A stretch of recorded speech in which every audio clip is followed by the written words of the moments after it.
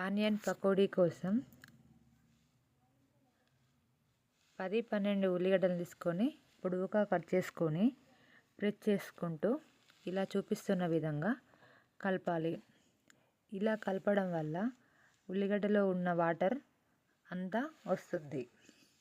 దాంట్లో ఒక 2 కప్పుల శనగపిండి, కొంచెం బియ్యం పిండి తీసుకొని దాంట్లో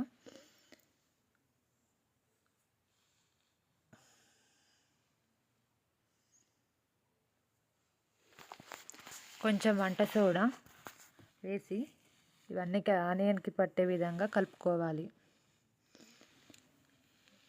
ఇప్పుడు దీనిలోకి కొంచెం ఉప్పు వేసి బాగా కలపాలి. ఇలా కలపడం వల్ల ఉల్లిగడ్డలో ఉన్న వాటర్ మొత్తం అబ్జర్వ్ అవుతుంది. ఇది ఒక గంట సేపు ఇలా పెట్టుకోవాలి. గంట సేపటి తర్వాత ఇలా చూపిస్తున్న విధంగా పిండి అంతా ఆనియన్కి బాగా పడుతుంది. దీంట్లో వాటర్ అయితే ఏమీ వేయలేదు. కట్ చేసిన కొత్తిమీర, కొంచెం కరివేపాకు, 2 టేబుల్ స్పూన్ల కారం,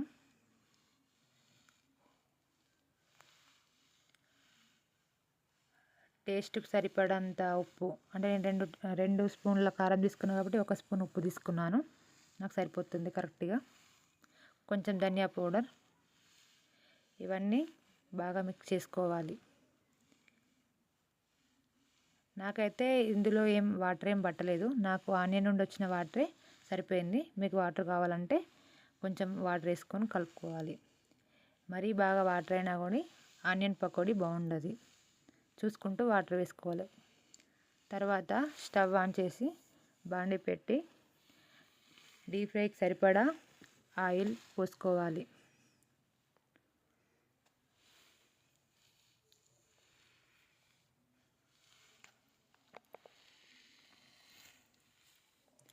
ఆయిల్ హీట్ అయిందా అని కొంచెం పిండి వేసి చూడాలి. తర్వాత కొంచెం కొంచెం తీసుకుంటూ పకోడీలాగా వేసుకోవాలి. ఇలా చూపిస్తున్న విధంగా వేసుకోవాలి. ఇలాగే కొంచెం కొంచెం పిండి తీసుకుంటూ పకోడీ వేసుకోవాలి. ఈ పకోడీ లోపల మంచిగా ఫ్రై కావాలి, లేకపోతే పిండి పిండిగా ఉంటుంది. ఆనియన్ పకోడీ క్రిస్పీగా ఉంటేనే టేస్ట్ ఉంటుంది. ఇలా మధ్య మధ్యలో కలుపుతూ ఉండాలి. తర్వాత తీసేసుకోవాలి.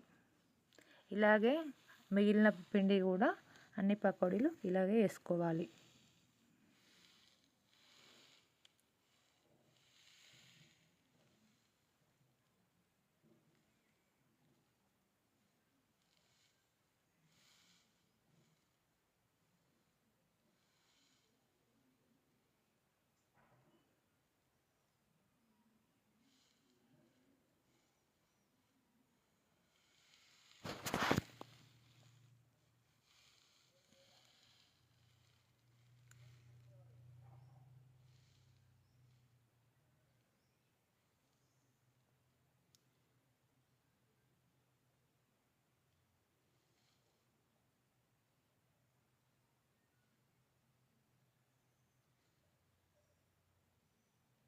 తర్వాత అదే ఆయిల్లో కొంచెం కరివేపాకు చూపించిన విధంగా వేసుకొని ఫ్రై చేసుకోవాలి.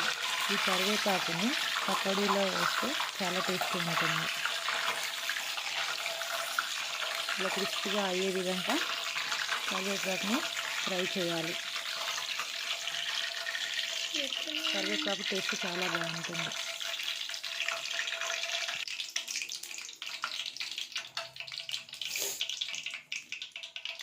ఈజీగా మీరు కూడా ఆనియన్ పకోడీ ఇలా చూపిస్తున్న విధంగా చేసుకోండి. ఆనియన్ పకోడీ చేయడం చాలా ఈజీ.